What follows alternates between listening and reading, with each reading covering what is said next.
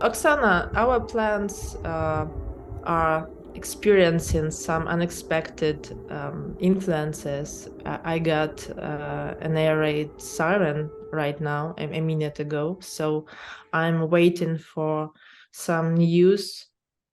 Yes, unfortunately, my husband confirmed that we have a missile attack, so I have to go.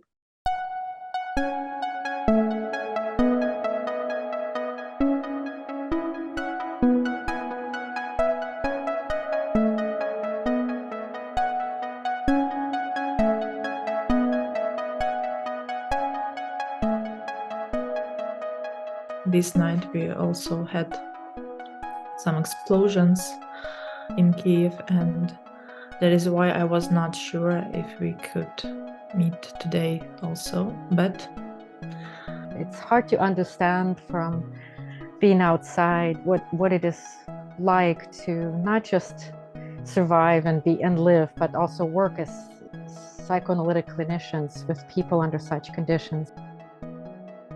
Oksana, I only now I can recognize how arrogant I was as a psychoanalyst about a topic of death.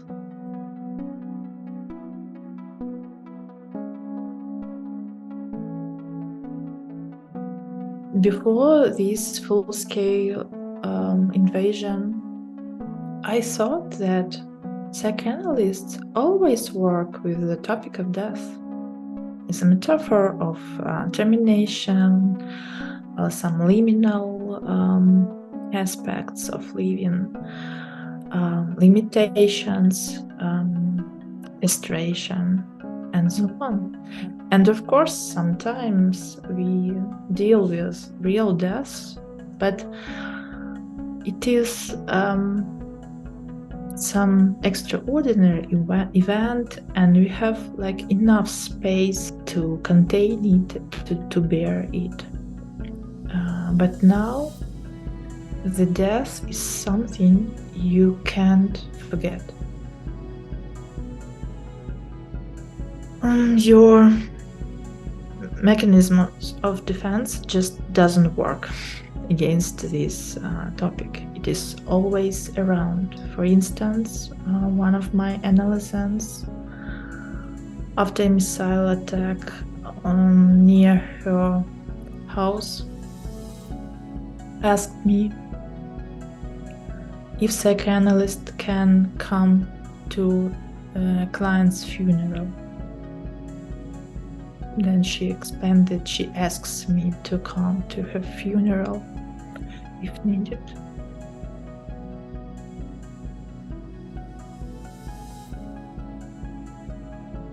I have paintings in my office.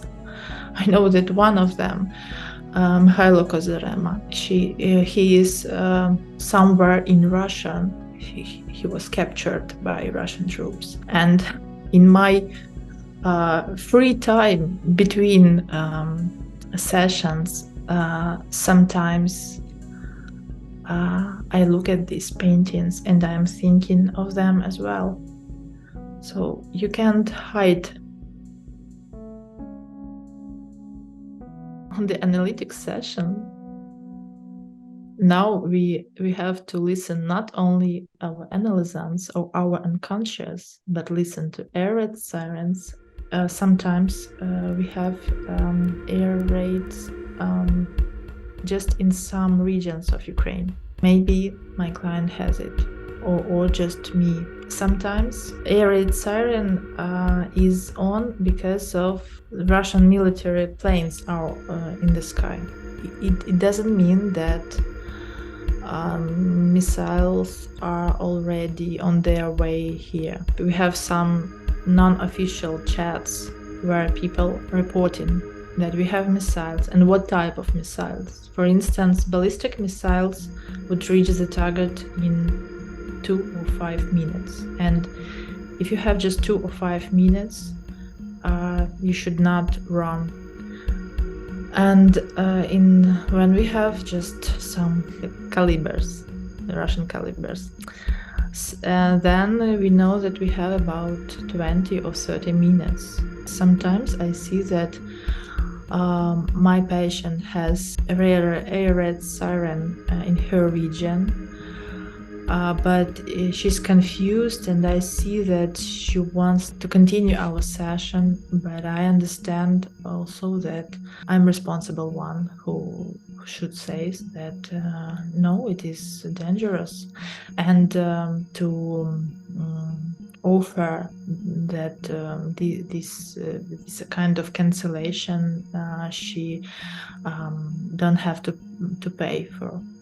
In our sessions now, sometimes there are moments when everything you can do, it's just bear the madness of this nightmare and say, okay, we will stop here. Let's meet on the next session. And people come and you are still here and you are not destroyed yet. Like this work with borderline patients, like that, or psychotic ones. Sometimes there is no transformative or mutative interpretations. Sometimes we have, sometimes we do, but in some sessions, everything you can, it's just bearing it. Many people, even if they are really soldiers or some humanitarians who work as volunteers much, many of them feel like some guilt. Some people were guilty that they fled from the country. Some were guilty that they stayed where they were. And I think that many people felt like some illegal envy to each other, that, oh, I think you were injured less than me. Though they do not speak directly about that, because of this injury, this total injury, and some kind of real castration, it provokes searching if there was any way, any opportunity to avoid this fate. I hope that our journals and communities continue to listen to your experiences in innovations, not just as witness, but I think to me you are on the forefront of where psychoanalysis is important and is best and is developing. We were surprised with colleagues' reflections. We perceive like true heroes, our soldiers or some medical staff who fight directly near the front line. And we saw that compared to these heroes, we do just a little ordinary work. I think it evokes a kind of being modest and shy to share these observations from our work, because it looks like that false psychoanalysts are doing something really helpless and stupid in wartime compared to the scale of this invasion. Meetings with colleagues abroad, it was the first time for us to be recognized by the others that what we are doing seemed to be important. It was a very supportive moment for us. I feel tears in my eyes now, because it was very supportive. We had no idea that we should write some papers and submit to such honorable journal. So thinking how remarkable it is that all of you did write and present. And in the articles, as I reread them, and the audience will read them, how many remarkable innovations and that Ukrainian analysts and you described. You know, as we were saying in spring when you were writing, there was, you know, month of May when almost every day and every night there was a missile attack, and then you guys get up and show up for work and for your patients. In wartime, first of all, we are fighting to prevent ourselves from losses we can avoid. For instance, the idea that no, we will have this journal, we should do it at least before we die. So the formulations sometimes sound like that. But Right. you know, as for just innovations in wartime, I'm not so positive about it. I mean that maybe in some periods